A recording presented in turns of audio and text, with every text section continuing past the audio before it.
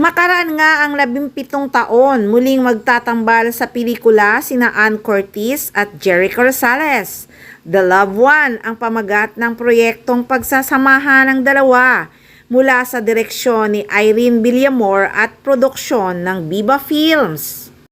Unang nagkasama noon sina Ann Curtis at Jericho Rosales sa pelikulang Baler, ang romantic war film na opisyal na kalahok sa 34th Metro Manila Film Festival noong December 2008. Ang Baler ang itinanghal na Best Picture sa gabi ng parangal ng 34th Metro Manila Film Festival na ginanap sa Harbor Garden Tent ng Sofitel Philippines, Plaza, Pasay City noong December 28, 2008. At nagkapareha rin sina Ann Curtis at Jericho Rosales sa Green Rose, ang drama series ng ABS-CBN na napanood mula February 14 hanggang May 27, 2011.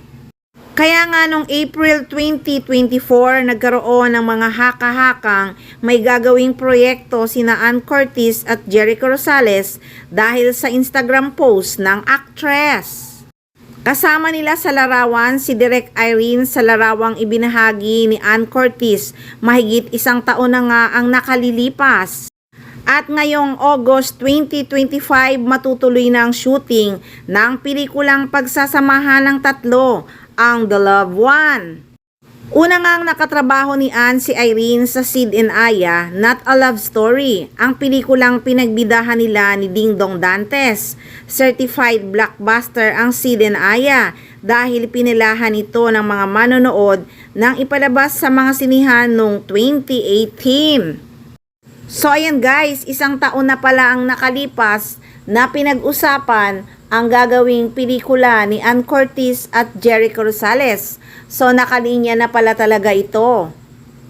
Love story pala ito, sa title pa lang, The Loved One.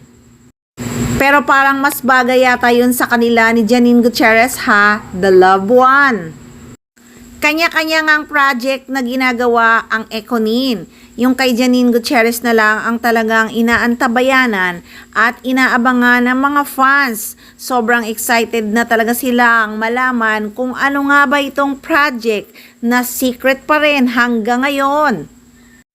Lalo na ngang na-excite ang mga fans sa last day na shooting ni Janine Gutierrez at may caption na "It's a wrap. OMG, thank you for the most amazing experience."